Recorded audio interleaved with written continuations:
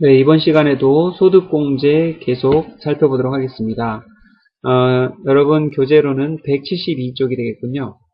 지난 시간에 인적공제에 대해서 배웠는데 이번에는 연금보험료 공제부터 쭉 살펴보도록 하죠. 연금보험료 공제는 대부분 국민연금을 많은 분들이 부담하고 계신데 국민연금 근로자부담분, 여러분 4대 보험 시간에 배우셨죠? 매달 근로자부담분을 낸 것을 전액 다 공제를 드립니다. 요거는 이제 보통 회사 시스템에서 자동으로 반영해 주니까 여러분들이 크게 염려할 필요는 없으시죠. 다음에 보험료 공제도 건강보험료라든가 고용보험료 이런 거 근로자부담분에 대해서 전액도 공제를 반영을 해주죠. 그렇지만 주택자금 쪽 같은 경우에는 이제 근로자분들이 연말에 나 주택자금 공제해달라라고 신청을 하기 때문에 여러분들이 그 서류를 검토해 줄 수 있어야 되는데요. 주택자금 공제는 크게 주택마련저축, 임차차입금, 저당차입금, 용어 굉장히 어렵죠? 마련저축은 여러분 흔히 아시는 청약상품들, 청약저축 같은 게 되겠고요.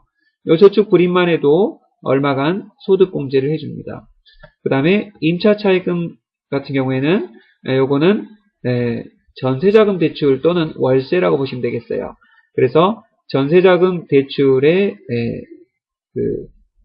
또 원리금 상환액과 월세의 얼마를 소득공제. 다음으로 집을 사면서 장기로 담보대출을 받는 걸 장기주택 저당차입이라고 하는데 이 장기주택 저당차입금 이자를 갚은 것에 대해서도 연간 이자 상환액의 최대 1,500만원까지 소득공제를 해주게 됩니다. 그래서 주택자금 공제는 상당히 복잡한 그런 내용 중에 하나인데요. 자세히 좀 살펴보도록 하겠고요. 그 밖에 이제 소득공제로서는 개인연금저축이라고 해서 과거 2000년 이전에 가입한 개인연금저축의 경우 최대 72만원까지 40%를 소득공제해 줍니다. 이 개인연금저축은 핵심이 2000년 이전에 가입한 걸 말하는데 여러분들이 나중에 제출된 서류를 보시고 2000년 이전에 가입했는지 여부를 필히 살펴보셔야 합니다. 다음에 소기업 소상공인 공제는 우리가 거의 볼 수가 없는데 노란 우산 공제라고 그 TV에서 광고하는 거 보셨을 거예요. 바로 그러한 부분에 소득공제를 최대 300만원까지 해주고요. 투자조합 출자 공제도 우리가 실무에서는 거의 보기가 어려운데 이 투자조합 출자 소득공제 그 벤처기업 등에 투자를 하게 되면 근로소득 금액의 최대 몇 %까지 해서 소득공제를 이렇게 해주게 되죠. 신용카드는 여러분 흔히 가장 많이 보시는 것 중에 하나인데 신용카드 사용액을 전통시장에 썼느냐, 대중교통에 썼느냐, 직불카드 등에 썼느냐 해서 그 각각 퍼센티지에 따라서 소득공제를 해주는 건데요. 요거는 좀 자세하게 살펴보도록 하겠습니다. 우리사주 출연금 소득공제는 이제 우리 그 회사들 중에 우리사주 조합이 있는 회사들의 경우 우리사주 조합원들이 있어요. 자기 회사의 주식을 좀 저렴하게 살 수 있는 그런 권리를 부여받기도 하는데요. 이때 우리사주 조합에 출연한 금액이 있다면 400만원까지 소득공제를 해줍니다. 요거는 별도의 신청에 의해서 해주는 게 아니라 회사에서 시스템상에 자동으로 반영해버리기 때문에 여러분이 참고 삼아 알아두시면 되겠습니다. 또한 고용유지 중소기업 근로자가 임금이 삭감된 경우에는 그 50%를 최대 1,000만원까지 소득공제해 주는 것도 있지만 실무상 중소기업에 일단 해당돼야 되고 또 임금이 삭감된 중소기업의 근로자여야 되기 때문에 케이스는 그렇게 많지는 않겠죠. 또한 목돈 안 드는 전세이자 상환액 소득공제라는 것도 있는데 이러한 이자 상환은 작년 기준으로는 우리나라에 단 한 명도 없었다고 해요. 올해는 여기 있을지는 모르겠습니다. 만약에 해당이 된다면 이자 상환액의 40%를 300만원까지 해주도록 되어 있죠. 그리고 장기집합 투자증권저축 소득공제라는 게 있는데 아직 여기 지금 교재 작성 중이라 기재는 다 못해놨지만 투자증권저축에 불입했을 때 이제 소장펀드라고 해서 요즘에 많이 나오는 건데요. 이것도 이따가 한번 살펴보도록 하겠습니다. 그러면 좀 더 집중적으로 살펴볼 것은 주택자금하고 신용카드 그리고 소장펀드 쪽에 대해서 좀 더 살펴보도록 하겠습니다. 먼저 주택자금 쪽을 한번 가서 보시면 우리 주택자금 쪽은 저 뒤쪽으로 여러분도 같이 넘겨서 제 페이지가 231쪽이 되겠군요. 231쪽에 가서 보니까 임차차입금, 월세, 그리고 저당차입금, 마련저축. 아까 보셨을 때는 임차차입금과 월세를 두 개 합쳐서 임차자금 공제 이렇게 보셨을 거예요. 어쨌든 이게 전세자금 대출을 받은 걸 말하는 거고, 월세 받은 걸 말하는 거겠죠. 월세 지출한 걸 말하는 거고, 이게 담보대출 받은 걸 말하는 거고요. 그리고 마련저축, 청약저축 같은 걸 말하는 거겠죠. 이때 요건이 아주 까다롭죠. 겉보기에는 월세 내면은 무조건 다 소득공제 되는 것처럼 아주 보이지만 실제로 가서 보면 그렇지가 않다는 거죠. 세대주 요건, 주택수, 주택규모, 가격, 기타 여러 가지 요건들을 넣어놔서 연말 현재 세대주 또는 세대 원일 것 이런 거를 또 넣어놓기도 하고, 연말 현재 무주택자일 것. 연말 현재 세대주 또는 세대 원인 건 뭘 갖고 확인할까요? 그렇죠. 주민등본을 보면 알 수가 있겠죠. 연말 현재 무주택인 건 뭘 갖고 확인할까요? 요거는 입증하는 서류가 없고 해당 근로자가 무주택이라고 주장을 하셔야 됩니다. 그리고 국민주택 규모 이하인 거, 요거는 전월세집이 너무 크면 안 되니까 그 전월세집 계약서라든가 뭘 가져왔으면 거기에 국민주택 규모라는 것은 85제곱미터 이하를 말하는 거죠. 다음에 기타 사항으로서 거주자 간 차입이라는 게 있는데, 이런 경우에는 아버님한테 돈을 빌렸다든가 했을 때는 이 거주자 간 차입의 경우 총급여, 자기 총급여가 5천만 원 이하인 자여야 되죠. 그리고 또한 월세 공제도 총급여가 5천만 원 이하일 때만 됩니다. 이런 걸 전부 다 엔드 조건으로 만족해야 되니까 어때요? 대상자가 현저히 줄어들겠죠. 이런 걸 다 만족한 사람의 경우에는 원리금 상환액의 40% 혹은 월세액의 60%를 일단 300만원까지 해주되, 월세의 경우 추가적으로 200만원을 더해줘서 최대 500만원까지 가능합니다. 그런데 여기서도 자세히 보면 저 아래 4번까지 합쳐서 최대 여기서 주택마련저축까지 합쳐서 일단 300만원까지 되고, 추가적으로 월세가 있는 경우에 추가로 200만원이 더 된다고 했기 때문에 사실은 혜택이 그렇게 큰 금액은 아니죠. 그 아래에 합쳐서 300까지 된다고 했던 마련저축의 경우 청약저축이나 주택청약종합저축, 근로자주택마련저축 같은 게 있는데, 요즘에는 국세청에서 간소화 자료라고 해서 그 증명을 다 주기 때문에 아주 편리해졌죠. 이때 우리는 연말 현재 세대주일 것, 그리고 연중에 무주택 또는 1주택이어도 되는 저축도 있고요. 그리고 또 여러 가지 요건들에 해당되는지 여부를 따져보시고, 다만 여기 18세 이상 가입 이러한 요건들은 금융기관에서 따지는 거기 때문에 여러분이 특별히 요건 따질 필요가 없습니다. 그러면 여기에 납입액이 연간 120만원의 40% 혹은 월 15만원의 40%를 최대 300만원까지 해주되, 뭐하고 합쳐서? 요 위에 전월세하고 합쳐서 300만원까지 해준다라고 보시면 되겠죠. 다음으로 이제 마지막으로는 장기주택 저당차입금 이 소득공제가 있는데, 이 장기주택 저당차입금은 연말 현재 세대주 또는 세대 원일 것이면서 한 주택만 갖고 있을 것이면서 동시에 여기에서 주택의 규모와 주택 가격이 최근에 개정이 됐는데, 이 주택의 규모는 일단 해당 사항이 없도록 했어요. 그리고 주택의 가격은 4억 원일 것을 넣었는데, 사실은 이 개정사항이 예전에 대출받은 사람부터 해당되면 좋겠는데 그렇지 않고 여기 주석 6번에 가서 보니까 요 개정사항 4억 원에 대한 개정사항은 2014년 1월 1일 이후 대출자부터만 해당되도록 하고 있어요. 주석 6번은 좀 다른 내용이었네요. 어쨌든 요 상황에서 이렇게 개정된 사항들을 우리가 좀 조심해야 될 부분이 있게 되는 거죠. 그래서 나중에 요 상황을 좀 더 집중적으로 다뤄볼 겁니다. 여기에서 저당차입금에서 추가적인 요건이 있는데, 상환기간이 15년 이상일 것, 등기일로부터 3개월 이내에 차입할 것, 채무자와 주택소유자가 같을 것, 이러한 요건들이 있어서 이러한 요건을 엔드 조건으로 다 만족하면 해당 연도 이자 상환액을 최대 1,500만원까지 해주되, 위의 것과 전부 다 다시 합쳐서 다시 한번 한도를 결정하도록 하고 있어요. 참 그러니까 굉장히 복잡해지는 양상이 되죠. 어쨌든 이거를 지금 쭉 설명을 듣고 나니까 주택자금공제 너무 복잡한 것 같아요. 근데 걱정하실 것 없습니다. 여러분만 복잡한 게 아니라 대기업의 인사 담당자들도 이걸 마스터한 사람은 그렇게 많지가 않습니다. 그래서 굉장히 어려워하는 것 중에 하나이기 때문에 여러분들도 같이 어려운 걸 참 이번에 제대로 공부하게 됐다라고 생각하시면 마음이 좀 편할. 네, 그러면 임차차입금부터 하나하나 살펴볼까요? 주택 임차차입금 원리금 상환공제의 경우에는 여기 보면 과세기간 종료일 현재 12월 말이라고 보시면 돼요.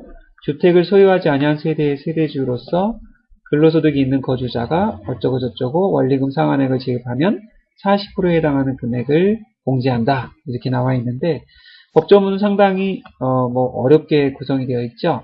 그거를 실제 실무에서는 이런 주택자금 상환 등 증명서라는 것을 근로자가 가져오게 되고, 물론 국세청에서 끊어오는 서식은 이거하고 살짝 차이가 있습니다.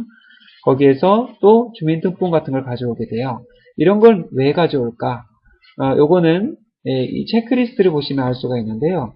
먼저 주택자금은 반드시 근로자 본인 명의의 차입금 등에만 소득공제가 허용이 됩니다. 그래서 이건 딱 봐도 김영빈이라는 근로자의 주택자금 공제인 걸 확인할 수 있어요. 그리고 연말 현재 세대주인지 혹은 세대원인지 이런 거를 확인할 수 있게 되는데, 연말 현재 세대주라면 여기에 주민등본의 세대주라고 이렇게 체크가 되어 있겠죠. 그 다음에 연말 현재 세대원인 사람 같은 경우에도 올해부터는 그 집의 세대주가 주택자금 공제를 받지 않는 경우에 이게 구성원으로서 받을 수 있도록 그렇게 개정이 되어 있는데, 그런 것도 확인해 볼 수가 있겠죠. 그리고 연말 현재 무주택자인가 부분은 이 위의 소식에서 확인할 수 있는 부분이 없어요. 그래서 요거는 근로자분들이 체크하는 별도의 소식을 각 인사팀에서 마련하게 되죠. 그래서 근로자분들이 무주택이라고 주장하면 그때 무주택자인 거로 그렇게 봐주는 거죠. 그리고 임차주택의 규모가 너무 크면 안 되겠죠. 국민주택 규모라는 것은 85제곱미터 이하를 말하는 거죠. 그래서 사실은 그것까지 봐야 되는데, 일반적으로 그렇게까지 본인의 전셋집에 등기부등본까지 가져오기는 쉽지가 않으니까 그런 것들도 역시 체크리스트를 두어서 체크하도록 그렇게 보통 하죠. 다음에 주택 임차차입금의 범위에 있어서는 대출기간, 금융기관에서 차입하는 것과 거주자 간 차입이라는 게 있는데, 대개의 경우 거주자 간 차입보다는 대부분 다 금융기관 차입이기 때문에 여기에 해당된다고 볼 수가 있죠. 그래서 입주일과 전입일 중 빠른 날부터 3개월 이내에 차입금이어야 하고, 해당 차입금이 임대인의 계좌로 직접 입금돼야 한다. 이런 것들은 대개 금융기관에서 따지는데 우리도 참고 삼아 알아두셔야 되겠죠. 거주자 간 차입이란 것은 금융기관에서 빌리지 않고 친구나 아버지한테 빌린 거, 이런 걸 말하는 건데, 자기 총급여가 5천만 원 이하여야 되면서 법정 요건, 요것도 1개월 이내에 차입할 것, 연리 2.9%보다 낮은 차입금이 아닐 것, 이런 것들을 이야기하고 있죠. 그렇게 되면 우리가 이제 그런 요건을 다 만족하면 공제에 반영해 줄 수가 있게 됩니다. 그래서 이렇게 임차차입금에 대해서 우리가 한번 쭉 살펴봤는데요. 임차차입금을 서류를 가져왔다고 해서 무조건 해줄 게 아니죠. 근로자들은 일단 무조건 가져오고 보기 때문에 우리가 법정 요건을 만족했는지 확인할 수 있어야겠죠. 네, 다음으로 월세공제에 대해서 살펴볼까요? 네, 월세공제는 쭉 아래로 이제 내려가 보면 여기에 240쪽 정도에 있군요. 월세공제를 보니까 이것도 역시 이렇게 월세공제를 받기 위해서 계약서 같은 것도 가져오고 주민등본 같은 것도 가져오죠. 여기에서 체크리스트를 한번 살펴볼까요? 먼저 월세 지급자가 근로자 본인 맞는가? 계약서상에 보면 여기에 갑과 을이 있을 텐데, 되게 갑이 임대인이고 을이 근로자에 해당하는 임차인에 해당이 되죠. 그래서 송주환이란 근로자인 것 같고 주민등본상에서도 송주환 이런 걸로 봐서 송주환이란 근로자께 맞는지 확인해 보면 되겠죠. 연말 현재 세대주인가 세대원인가, 세대주인지 세대원인지는 주민등본을 보면 알 수 있죠. 이 사람은 지금 세대주라는 걸 알 수 있어요. 세대주라면 일단 기본적으로 통과고, 세대원이라면 그 집의 세대주가 다른 주택자금 공제를 받지 않는 조건을 해준다고 했으므로 그런 요건이 맞는지까지 확인해야 되겠죠. 연말 현재 무주택자인가, 요거는 이미 말씀드렸듯이 체크리스트를 별도로 두어서 무주택 여부를 확인할 수밖에 없겠죠. 역시 그 규모가 국민주택 규모인가, 이것도 역시 체크리스트를 둬서 확인하는 방법이 요즘에 많이 활용되고 있죠. 다음으로 공개대상 월세액의 범위 측면에서 보면 자기 총급액가 5천만원 이하이면서 동시에 종합소득금액이 4천만원 초과인 사람 제외 이렇게 됐는데, 종합소득금액을 연말정산 시점에서는 근로소득금액이라고 보시면 됩니다. 그래서 자기 총급액가 5천만원 이하이면서 근로소득금액이 4천만원 초과하지 않는 이런 사람을 이야기한다고 보시면 되죠. 그래서 이러한 요건이 별도로 또 추가가 된다라는 걸 알 수가 있죠. 그리고 또 법정 요건으로서 임대차 계약서 및 주민등본상 주소지가 다르면 안 된다라는 그런 요건이 또 있을 수 있죠. 그래서 이런 것들을 다 체크를 해보면 이제 이분 같은 경우 송주환이라는 근로자가 지금 본인 명의의 계약이 맞고, 그리고 여기에 보니까 이 집의 면적이 70제곱미터라고 여기 딱 나와 있네요. 그럼 85제곱미터 이하가 맞고, 그리고 이분 같은 경우 다른 체크사항에서 이분의 연봉 같은 거, 총급여 같은 건 또 우리가 인사기초정보에서 확인해 볼 수가 있겠고, 그런 것들을 전반적으로 검토해 봤더니 맞더라 라고 된다면 통과해주면 되겠죠.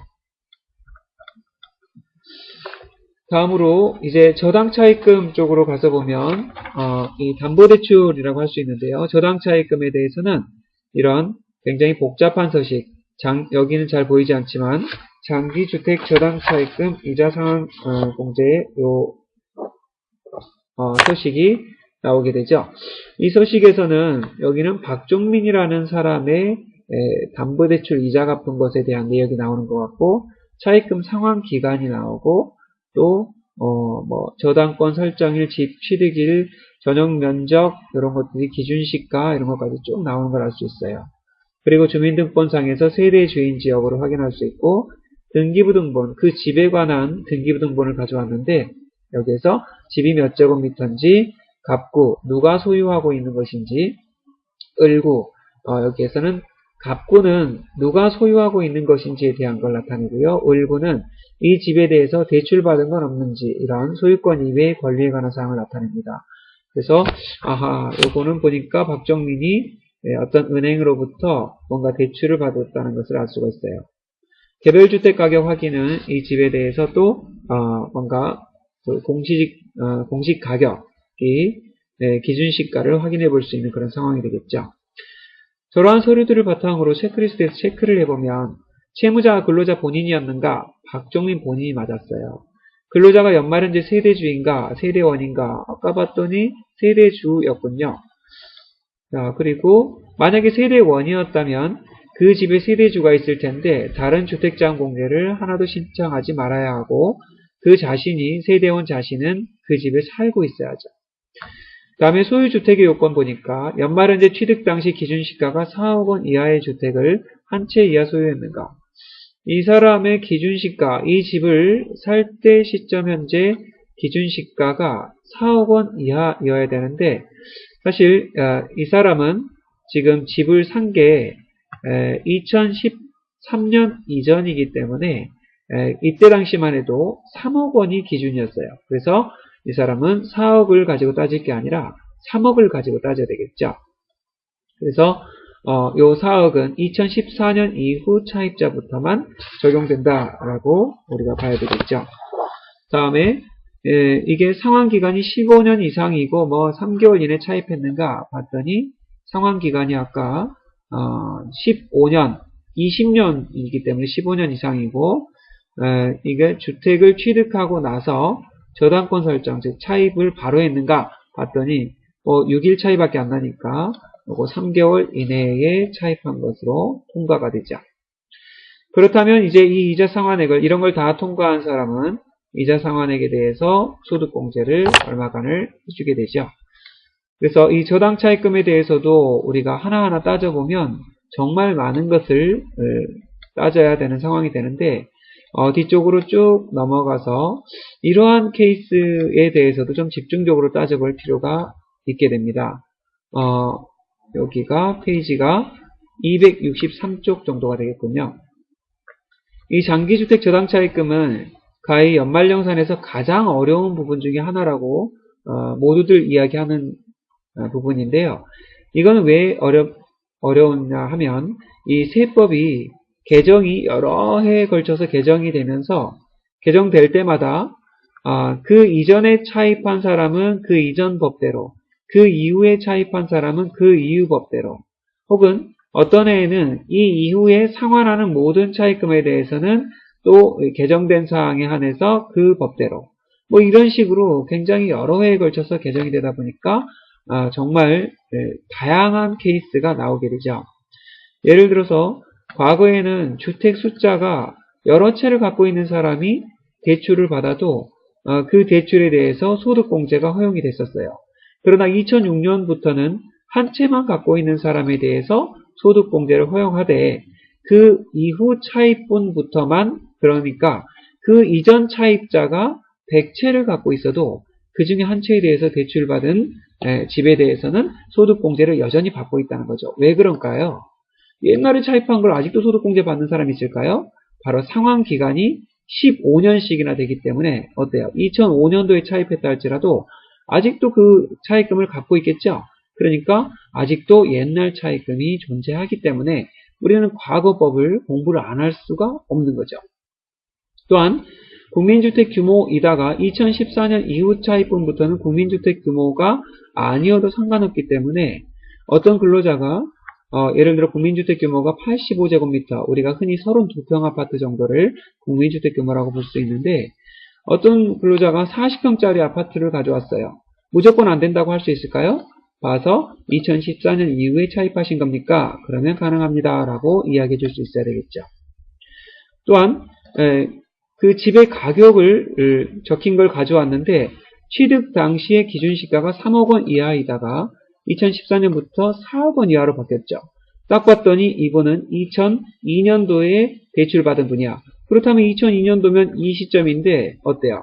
집 가격이 필요가 없죠. 근데 그 가격이 5억짜리였어. 상관이 없습니다. 혹은 2009년도에 대출받은 사람이라면 집 가격이 3억 이하이셔야 되니까 그때 취득 당시의 가격이 만약에 4억이었다. 그러면 해당 사항이 없죠. 그러나 2014년도에 4억짜리 집을 사면서 대출을 받았다면 그건 또 가능하다고 볼 수 있죠. 이렇게 이 표를 잘 활용할 수 있어야 하겠죠. 그리고 상환기간도 은행 가서 설정하기 나름인데요. 10년짜리, 15년짜리, 20년짜리, 30년짜리의 상환기간을 설정하는 사람들도 있어요.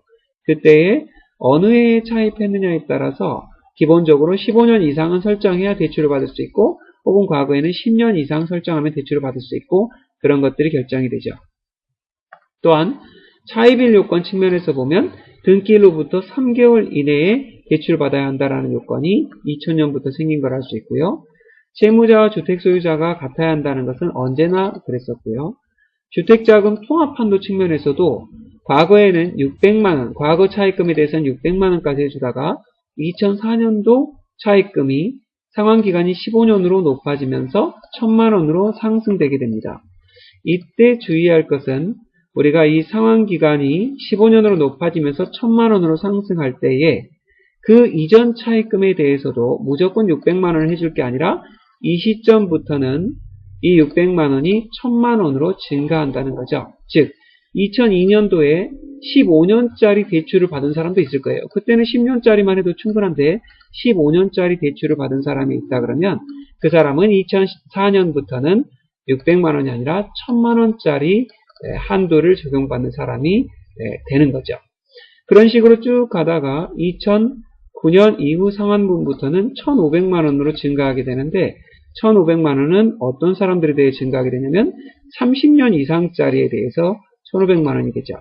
이때 1,500만 원에 해당되는 것도 역시 마찬가지로 그 전에 대출받은 사람이 이때 만약에 2008년도에 대출받은 사람이 40년짜리 대출을 받았다.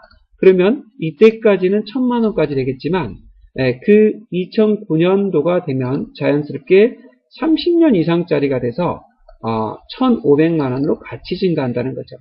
정리하자면 주택자금 공제 통합 한도는 바로 언제 차입했느냐도 중요하지만 상환 기간이 몇 년이냐가 더 중요하다는 거죠. 그래서 언제 차입했느냐와 상환 기간이 몇 년 이상이냐를 보고선 얼마까지 되느냐를 판단을 해줄 수 있어야 한다는 점이죠. 그래서 이 표가 굉장히 중요하다는 걸 강조를 드리겠고요. 다음으로 주택마련저축공제 쪽으로 한번 가서 보면 주택마련저축에서는 이런 저축 납입증명서를 가져오게 되고 그리고 주민등본 같은 걸 같이 가져오게 되는데 이때 체크리스트에서 보면 항상 근로자 본인명의이어야 된다는 점. 아까 여기는 누구 거였죠? 박종민이라는 근로자였던 것 같아요. 여기 보니까 근로자 주택마련저축을 가져왔고 가입일자가 있고 뭐 이런 게 쭉 나와 있는 것 같아요. 그 다음에 연말 현재 세대주여야 된다라는 이야기가 나오고 있죠. 그래서 주민등본에서 세대주 이야기가 나오고 있고요. 그리고 근로자 주택마련저축은 실무에서 흔히 보기는 어려운데 60만원, 월 60만원 이하의 근로자 등에게만 예전에 가입을 허용했던 부분인데 실무적으로는 사실 거의 보기가 어렵습니다. 다음에 청약저축이나 이러한 저축의 종류별로 연중 무주택 또는 청약저축의 경우 2009년 이전 가입자는 집 한 채 있어도 되는 요건이 있고요. 대부분 다 무주택인 걸 요건으로 하고 있죠. 그 다음에 소득공제 대상 저축 상품은 대개 은행에서 끊어주는 건 되게 일반적으로 특히 국세청에서 출력되는 상품은 소득공제 대상 상품이라고 보시면 됩니다. 이러한 요건들을 다 만족했을 때 마련저축을 소득공제해준다라고 보시면 되겠는데요. 이것도 뭐 디테일하게 들어가서 보면 아주 까다로울 수 있지만 여러분들이 하나하나 살펴보시다 보면 특히 상상놀이를 좀 해보시는 게 도움이 많이 되죠. 그래서 그 디테일하게는 여러분들이 책의 도움을 많이 받으시면 좋을 것 같고요. 여기에서 제가 실무 사례를 가지고 하나 또 말씀을 드려보도록 하겠습니다. 네, 그러면 여러분들은 교재의 앞부분을 다시 한번 펼쳐서 같이 한번 실무 사례를 보도록 하겠습니다. 교재는 231쪽 앞쪽으로 우리 주택자금 처음에 봤던 그 표를 보시면서 앞에 엑셀을 같이 보도록 하죠. 주택자금은 정리하자면 몇 가지가 있었는고 하니 월세 공제라는 게 전세부터 먼저 해볼까요? 전세를 임차 차입금이라고 했죠. 임차 차입금이라고 했고 월세 공제가 있었어요. 그리고 또 주택 마련저축이라는 게 있었어요. 순서는 조금 다르지만 이렇게 하는 게 나중에 한도 계산할 때 도움이 되죠. 그리고 장기주택 저당 차입금이라는 게 있었어요. 그래서 이렇게 일단 하나 구분을 해보겠고 이 임차 차입금 같은 경우에는 또 뭘로 나누었냐면 금융기관 차입금이 있었었고 사인간 차입금이 있었어요. 그래서 요거를 이렇게 블록을 설정을 해보면 이제 이런 게 셀을 한번 만들어 보죠.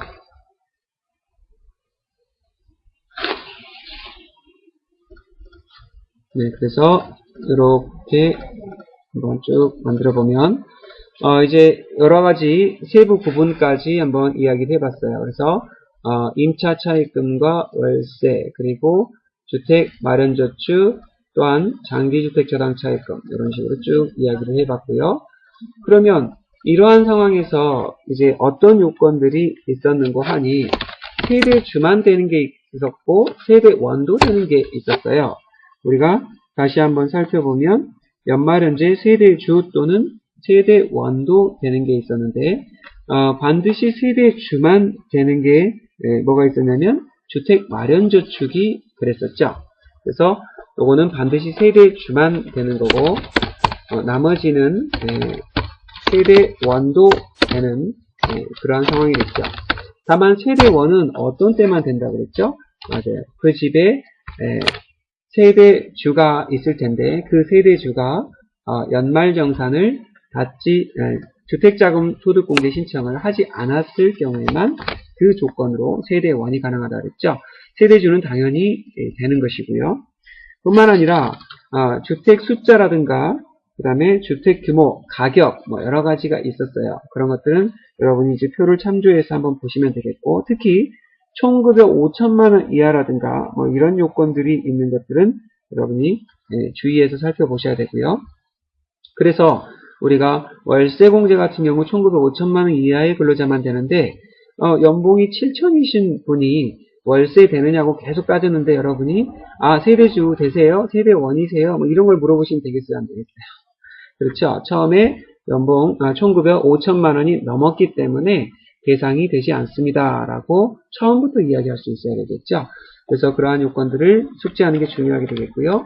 우리 여기서는 이제 공제 금액에 대해서 한번 살펴보면 아무리 많이 저축을 불입한다 할지라도 물론 저축 자체에 공제 한도가 있긴 하지만 우리가 개별 사안별로 임차 차입금에 대해서 우리가 최대 얼마까지 해줬었냐면 요게 세 가지를 합쳐서 300만 원까지 1차적으로 해줬던 기억이 있습니다. 다만 월세 공제가 있을 경우 추가로 200만 원을 더 해줬던 그런 상황이 있었죠.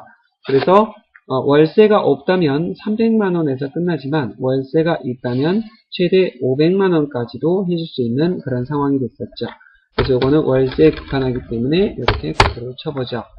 장기주택 저당차입금은 아까 봤듯이 10년짜리는 600만 원까지 됐었고 15년 이상은 1000만 원까지 되는 것도 있었고 30년 이상은 1500만 원짜리 되는 것도 있었어요.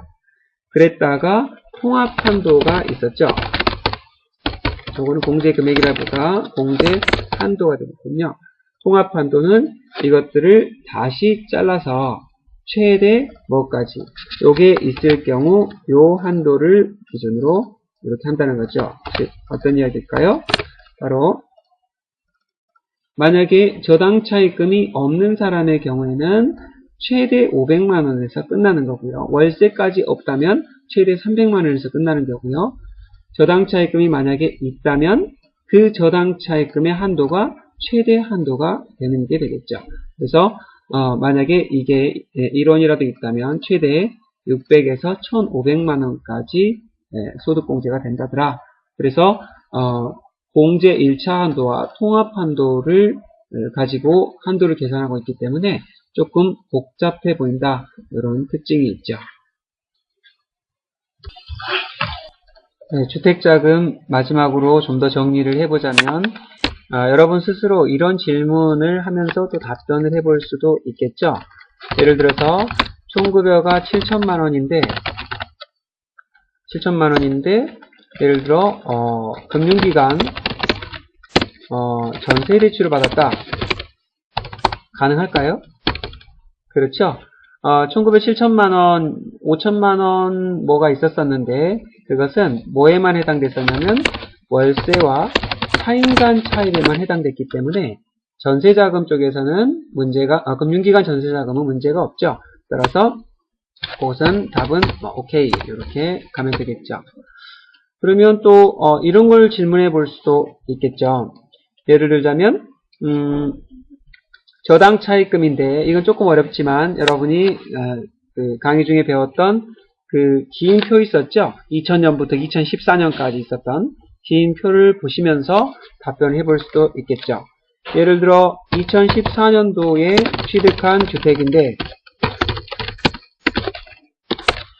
2014년도 취득한 주택인데 상환기간이 10년인 거 또 가능할까? 네. 자세히 보시면 언제 시점부터는 상환기간이 15년 이상이어야 가능하다라는 답변이 있는 걸 알 수 있어요. 따라서 이런 경우에는 불가능하다는 걸 알 수가 있죠. 그래서 이렇게 여러분 스스로 주택자금과 관련해서는 많은 질문 답변을 해보셔야만 이 실력이 늘 수가 있습니다. 여기까지 지금 용어를 정리를 간단하게 해보면 우리가 연금보험료라는 걸 배웠어요. 연금보험료는 뭐하고 많이 헷갈리냐면 연금저축하고 많이 헷갈려요. 연금보험료가 따로 있고 연금저축이 따로 있죠. 혹은 보험료 공제하고 또 헷갈려요. 보험료는 연금보험료가 달라서 이 연금보험료는 연금보험료는 국민연금을 되게 말하죠.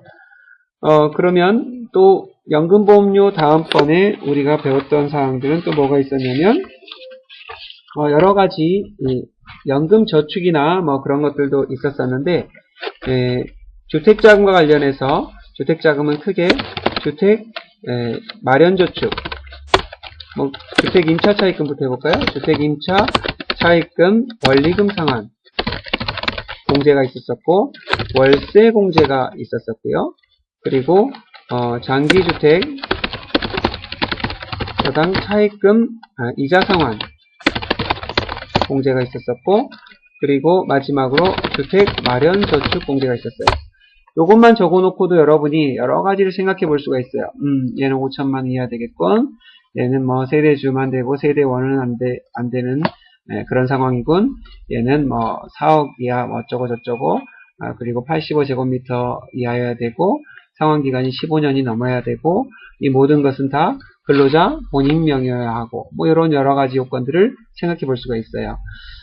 저는 이렇게 여러분께 말씀을 바로바로 드릴 수 있는 건 아주 오랫동안 이런 것에 대해서 스스로 질문하고 답변을 해왔죠.